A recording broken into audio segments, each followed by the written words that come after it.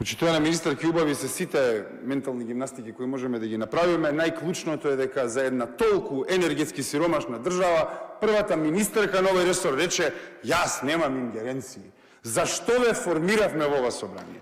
Ако немате ингеренции, веднаш да се собереме и да ве укинеме, еве има атмосфера после лидерската средба, одма да ве укинеме со двотретинско мнозинство да го промениме законот за државните управи.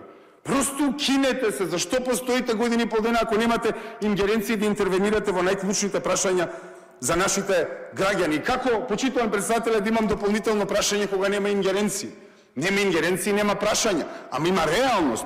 Има реалност каде што вие за прв пат дефинирате енергетска сиромаштија, се субвенционирале 65 евра. Да, апсолутно. И колку е профитната маржа невана?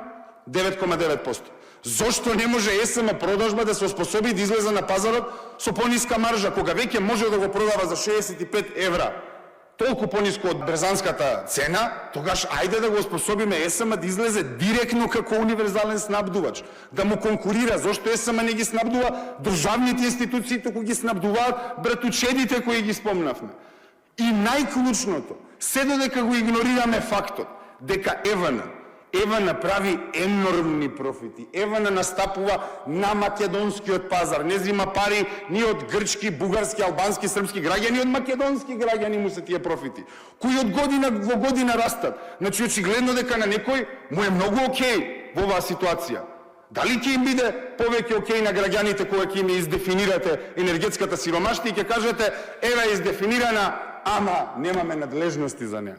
За неа има надлежност РК е независно тело, ЕВН и ништо. Државен одговор нула. И тука лежи главниот проблем. Кај вас се полугите на државата. Кај вас е политичката волја во ова собрание. Не само што имате ингеренции, имате целосна моќ во ова општество да ја смените секоја прилика и секој поединечен живот на нашите граѓани. Во февруари, кога ќе дојдат првите сметки кои ги покачи Бислимовски, како министер за енергетика, очигледно бидејќи има повеќе ингеренции од вас, тогаш излезете и кажете им на граѓаните дека сте им издефинирале енергетската сиромаштија. Кога ќе дојдат првите сметки во февруари.